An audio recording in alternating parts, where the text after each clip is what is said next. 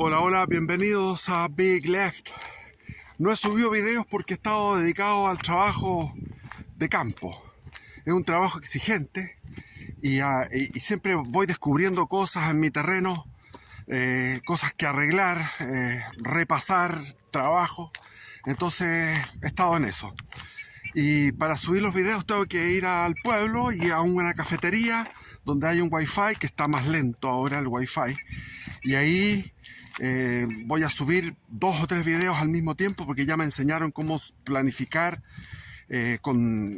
programar la subida de los videos. Entonces voy a poder subir 2 o 3 videos y ahora voy a hacer 2 o 3 videos de un viaje porque me destiné esta mañana al canal, porque el canal lo tenía botado, 100% botado. Y es como un imperativo categórico, un imperativo moral el hacer estos videos. Tengo mucho que hablar, pero no tengo un internet pleno. O sea, me gustaría tener una señal de estos de Elon Musk, que es una señal que ocupan los barcos mercantes y la gente que vive a trasmano, pero no tengo plata. Apenas tengo para poder pagar ese chocolate caliente o ese café para poder subir los 3 videos o 4 que quiero subir ahora, planificados. Voy a hablar todo ahora, porque el celular mío da para 33 minutos. Entonces ya cuando voy a los 30 minutos voy a cerrar el tema y seguir con otro video y otro, guardarlos en la memoria y eso. Bueno, el otro aviso es que los que me quieren ayudar económicamente y pueden disfrutar de algo entretenido, apasionante, es mi libro. Ha tenido muy buena crítica. Entonces es un libro de aventuras entretenidísimo y lo tengo para vender en Mercado Libre. Entonces ustedes ponen libro Barco Stop en Mercado Libre y entramos en materia. Voy a hablar sobre el 11 de septiembre de 1973. ¿Qué pasó ahí? Bueno, todos sabemos que pasó algo importante hace 50 años. Como estoy con televisión, aquí tengo DirecTV, veo la propaganda, están a full todos los canales, el canal 13, el 13 Cable, que pertenece al señor Luksic, un multimillonario, para que vean que los multimillonarios están con la extrema izquierda. Eso está clarísimo. No hay ningún canal, ni uno solo, que se salve. El Mega es un poquitito, le ponen un milímetro más, como más hacia la derecha, quedan amarillitos de repente.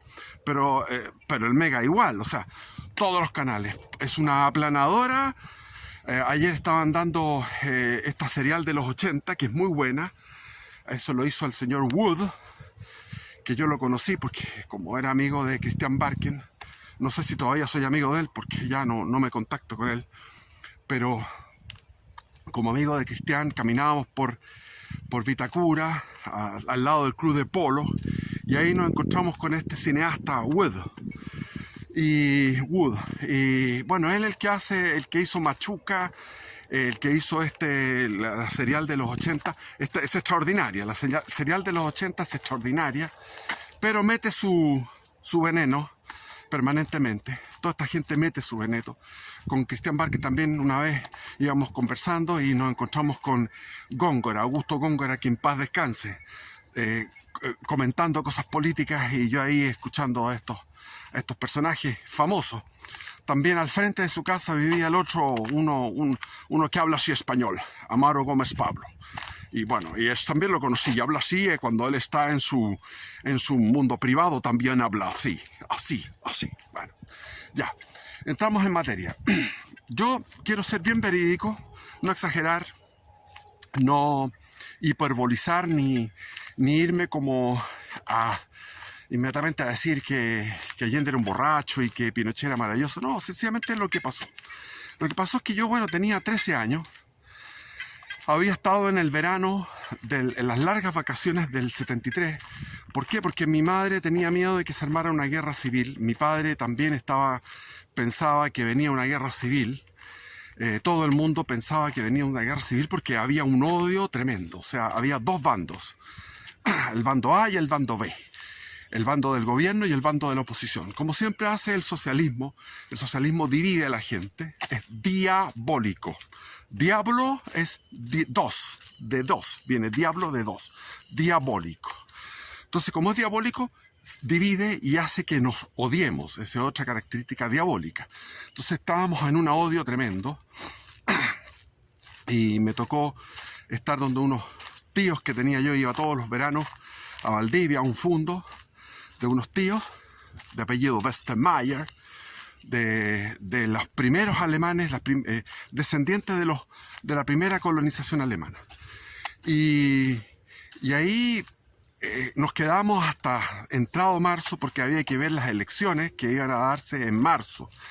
El 4 de marzo de 1973 fueron las elecciones y todo el mundo le preguntaba a mi padre si era posible que ganáramos la oposición. Yo naturalmente era de oposición a Allende porque naturalmente mi familia era de derecha, digamos. Mi madre no, mi madre había votado por Allende pero se había arrepentido. Mi mamá llegaba con el auto cargado con mercadería del mercado negro, tenía que pagar mucho por eso y guardaba toda esa mercadería en el entretecho. Entonces estaba ya opositora, habiendo votado por Allende. Después estaba feliz con Pinochet y después fue opositora a Pinochet porque encontró que Pinochet... O sea, ese es como lo típico. Mi madre no es una persona muy culta.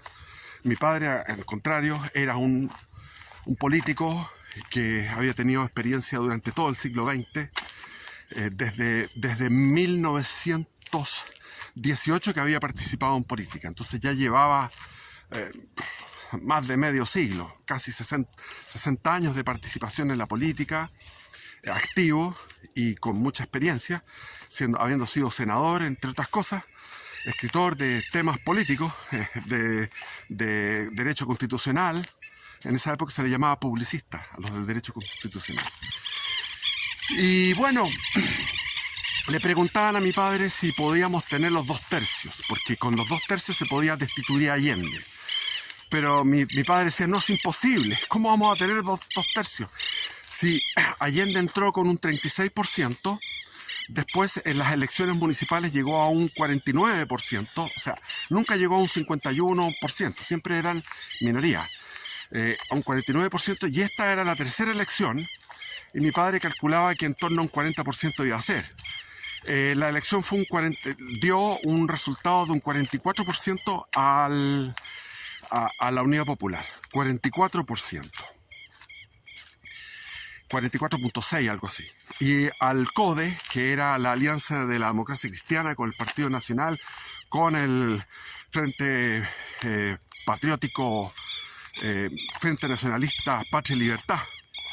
Todo eso era un 55%. Y en el otro lado estaba el Partido Socialista, el Partido Comunista, el MIR, estaba no como el MIR y el Patria y Libertad eran accesorios, estaban fuera del sistema, pero votaban por ellos. Y estaba el MAPU, que después se dividió en obrero campesino, MAPU de Garretón, pero era un solo MAPU en ese momento, el Movimiento de Acción Popular Unitaria, y estaba la Izquierda Cristiana también. Esos eran los partidos de la Unidad Popular. El Partido Radical se había partido en 2, entre los que estaban con la Unidad Popular y los que estaban con la oposición. Entonces, al salir este resultado de 44.6%, la Unidad Popular salió a festejar porque era algo que no se esperaban o que estaban fue un triunfo para ellos aumentar su votación, pero todavía no llegaban a la mitad. Tenían en contra un 55% que los odiaba a muerte. Y ellos odiaban al otro 55%. O sea, el país dividido. Después se supo, unos 2 o 3 meses después se supo que... Voy a irme por acá mejor. Se supo que había habido un fraude. Efectivamente el gobierno hizo un fraude. A ver cómo se ve mejor ahí. Bueno, sigamos por acá mejor. Y volví al colegio. En ese momento tenía 13 años, como le cuento, y había estado en una concentración. La primera vez que fui a una concentración política fue en la Plaza Ñuñoa, que estimaron los carabineros que era 5.000 personas. Era una cantidad gigante de personas, me acuerdo, en la Plaza Ñuñoa. No sé si fue el 72, qué sé yo. Me había tocado vivir todo lo que era el desabastecimiento, lo que fue el paro de octubre. Yo recuerdo que estaba en el colegio y se paró todo el colegio, ya no íbamos al colegio y pasamos un mes sin ir al colegio, y cuando volví, los pantalones grises que se usaban ya me quedaban a la mitad de la pantorrilla. O sea, ya me había crecido en ese mes unos 4 o 5 centímetros en un mes.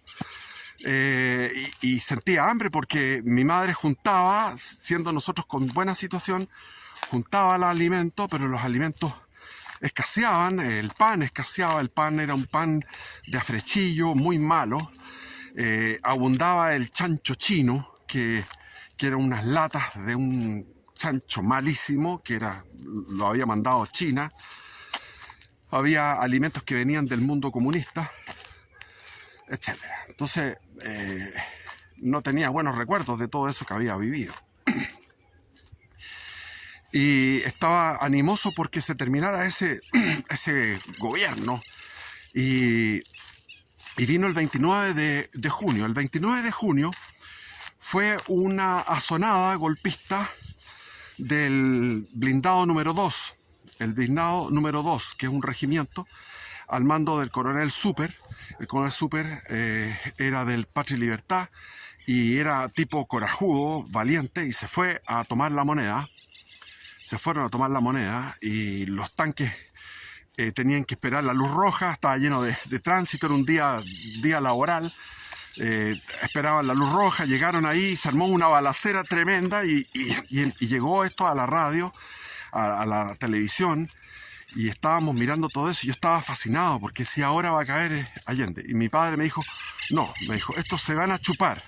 ¿Quiénes se van a chupar? El resto del ejército se iba a chupar.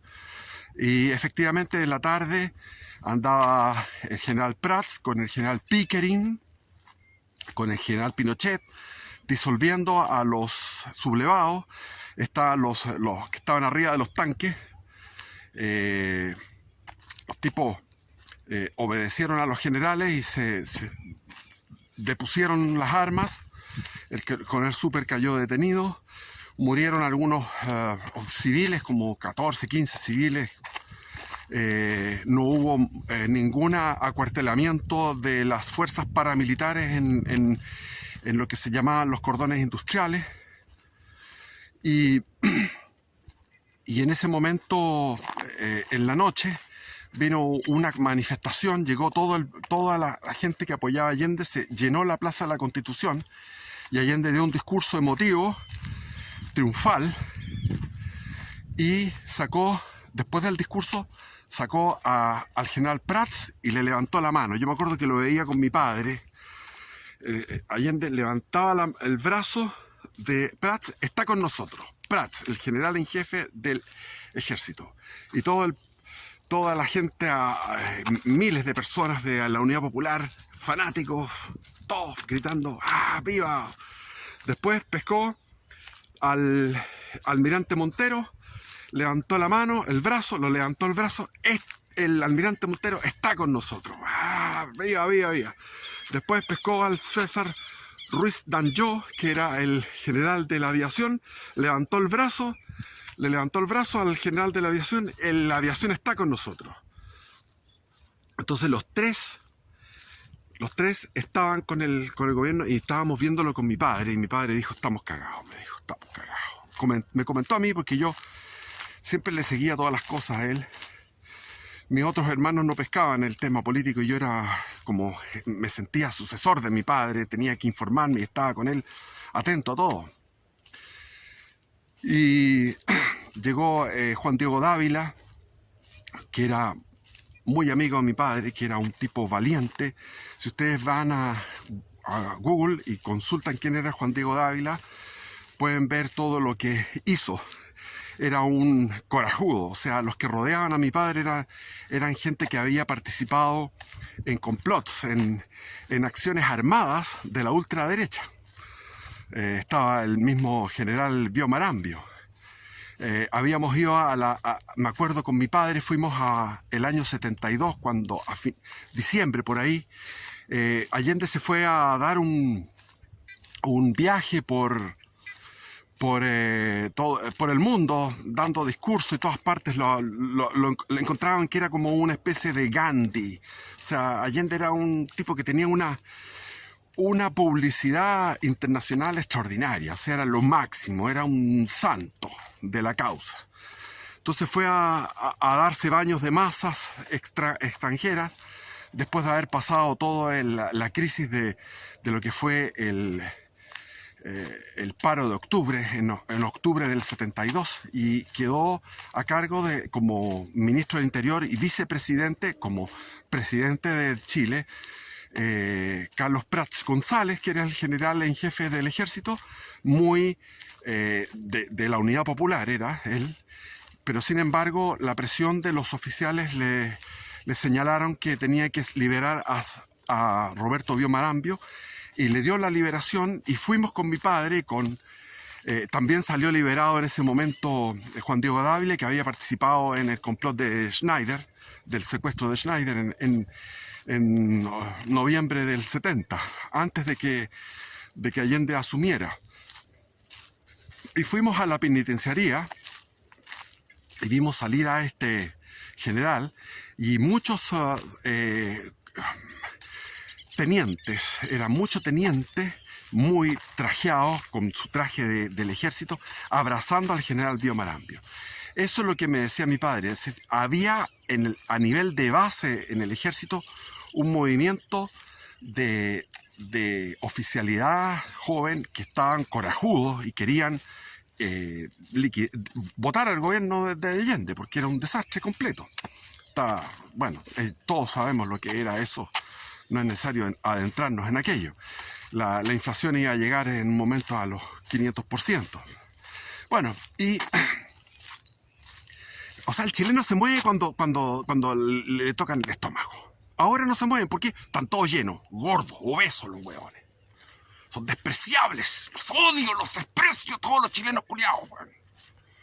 Los voy a ver, si yo vivo en un pueblo, voy a los pueblos, todos van comiendo, llenándose de comida, weón. Entonces, ¿qué? No se van a quejar. Le están metiendo el veneno de a poquitito.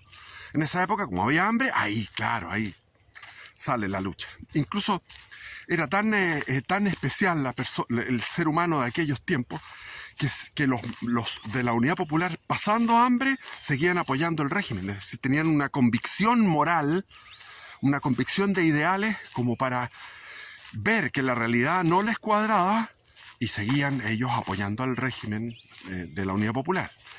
O sea, yo creo que el fraude, el 4 de marzo del año 73, el fraude en la elección parlamentaria, pues se calcula que fueron como 200.000 votantes, 200.000 votos, porque hubo gente de la Unidad Popular que votó varias veces. Eso fue lo que hicieron, votaron varias veces. Ahora, de todas maneras estaban en torno a un 40%. Sobre todo, de todas maneras estaban sobre el 35% el apoyo irrestricto, irreductible, fanático a la Unidad Popular. Entonces, bueno, me tocó ver eso. Acompañé a mi padre, el único que lo acompañó a mi padre, a la penitenciaría, y ver cómo se daban esos abrazos viriles de los castrenses, de la gente militar. Esas manos que dan la mano con fuerza y golpetean la espalda con fuerza, celebrando y acogiendo la liberación de Roberto Bio Marambio. O sea, había un movimiento subterráneo, mientras en la cúpula estaban estos altos mandos. Ahora, mi padre, cuando vimos esto el 29 de junio, mi padre dijo: estamos jodidos, porque los altos mandos son los altos mandos. Chile es, sobre todo el ejército, es una estructura piramidal, una estructura prusiana, donde es muy difícil que se produzca un quiebre. Salvo este señor, el coronel Super, al hacer esta asonada del 29 de junio, mostró que había una oficialidad que estaba dispuesta a dar la vida para salvar a Chile. Cosa que ahora no se da. No hay ningún coronel súper. Ahora hay puros oficiales que se sienten felices. Yo soy feliz. Estoy feliz. Eso. Bueno. Y... ¿cuánto yo? Hubo 20 minutos. Así no se puede llegar. Entonces, eso fue... Y la gente... esa concentración del 29 de junio en la Plaza de la Constitución, la gente empezó a gritar: ¡a cerrar el Congreso Nacional! Y saltaban, todos saltaban así, miles de personas, a cerrar el Congreso Nacional.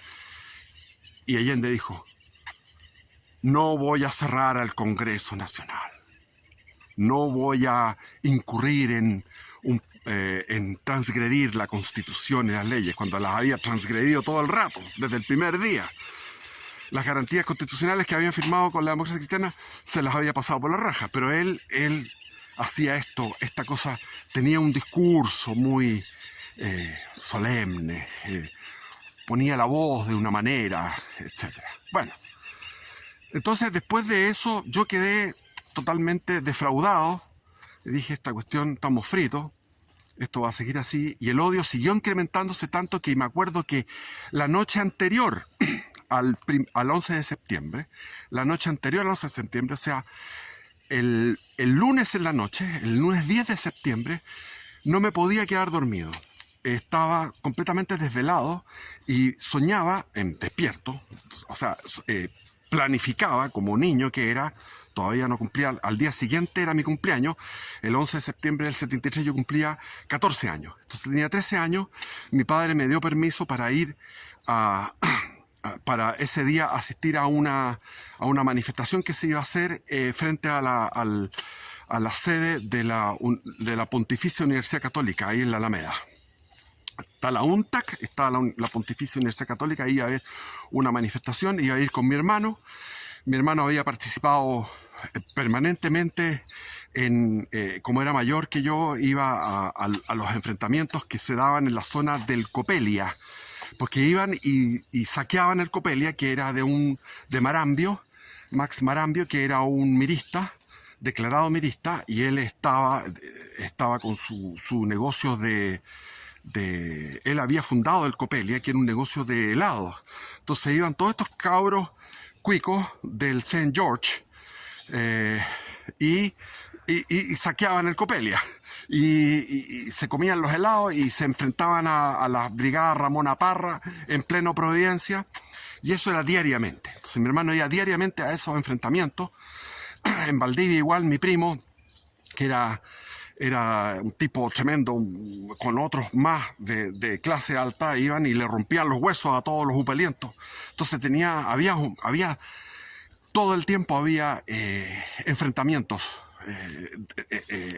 En el centro de Santiago no se podía andar porque era pura... los gases lacrimógenos, uno no podía caminar, pero a mi padre le encantaba ir al cine. Íbamos al cine, íbamos a ver las películas clásicas del cine soviético, como el acorazado Potemkin de Eisenstein. Íbamos a ver la toma de Berlín, que era una superproducción de cómo el ejército rojo había tomado Berlín, y cuando salía la bandera roja sobre el Reichstag se paraban todos a aplaudir y gritando consignas de la Unidad Popular, y yo le decía: papá, aquí hay puros opelientos. Y mi papá me decía: cállate, weón. Yo le decía: cállate, weón. Los otros dos sentados mientras todos los demás parados, gritando, enfervorizados. Pero mi padre, como le gustaba el cine, íbamos al cine. Nos teníamos que tragar los gases lacrimógenos, íbamos a todo esto. Es que el centro de Santiago era una exquisitez. Estaban todos los cines que tú te puedas imaginar. Habían como unos 10, 15, 20 cines. Y había buenas películas en aquellos tiempos. Sobre todo el cine soviético, que nos gustaba con mi padre, el cine soviético. Mi padre también tenía en su biblioteca la editorial Kimantú, me acuerdo, tenía un montón de cosas de la editorial Kimantú. Porque era entretenido, eran cosas buenas culturales, digamos.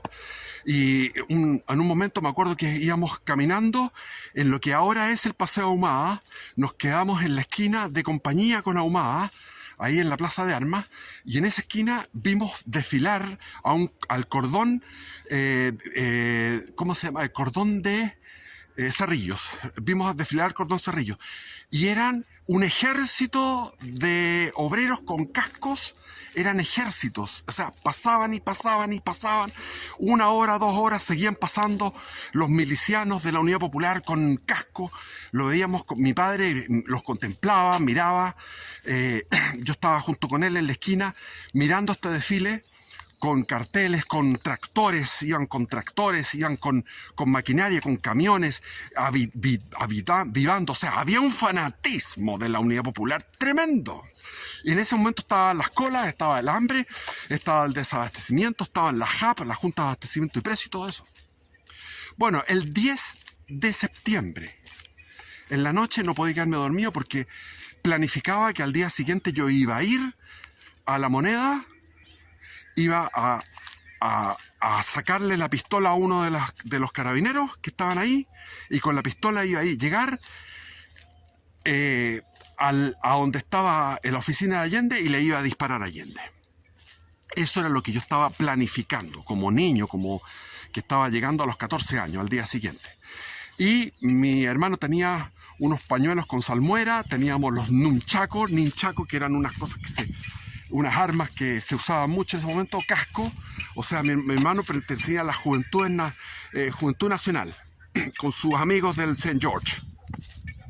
A todo esto, el weón del Víctor Jara fue a cantar al St. George, que estaba en Pedro de Valdivia, con Pocuro, donde ahora hay una cuestión ahí ¿cómo se llama? De los mormones, está el demonio mismo, y los mormones ahí metidos. Ahí era el colegio St. George, y fue Víctor Jara a cantar, y estaba uno de los hijos de Pérez Zújovich, porque el huevón del Víctor Jara empezó a decir que Pérez Zújovich había sido malo, porque había sido uno de los causantes de la matanza en el gobierno de Frei, una matanza que hubo, que la provocó el Partido Comunista en Puerto Montt. Entonces, por eso que ajusticiaron el BOP, la Vanguardia Organizada del Pueblo. El año 71 había asesinado a Pérez Zújovich por eso, como una venganza política. Y en ese momento salió y con mi hermano le pegaron a Víctor Jara, le sacaron la cresta, le pegaron con vaso y no volvió nunca más Víctor Jara al St. George. Bueno, entonces mi hermano estaba con sus amigos, yo iba a ir con los de la Juventud Nacional a enfrentarme con los upelientos, porque yo ya cumplía 14 años y mi padre me dijo: ya tienes 14 años, si quieres ir al liceo, anda.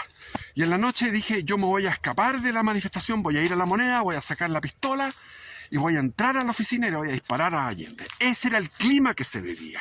Yo mismo no podía quedarme dormido por el odio y porque quería matar a Allende. Eso era lo que se vivía. Y en la mañana, después me costó quedarme dormido, y en la mañana me despierta mi padre. Él tenía una radio forrada en cuero, y me dice: esta vez sí, me dice. Pero yo dije: papá, la otra vez fueron los tanques y no pasó nada, dispararon, no pasó nada. No, me dijo: esta vez sí, están unidos las 4 fuerzas. Las 4 fuerzas, el ejército, la armada, la aviación y los carabineros. Le dije: pero papá, ¿usted está seguro? Sí, esta vez sí, me dijo. Ahora sí, esto va bien. Y ahí empezamos a seguir en la televisión todo lo que era... Empezamos a seguir todos los avatares por la radio, por la televisión.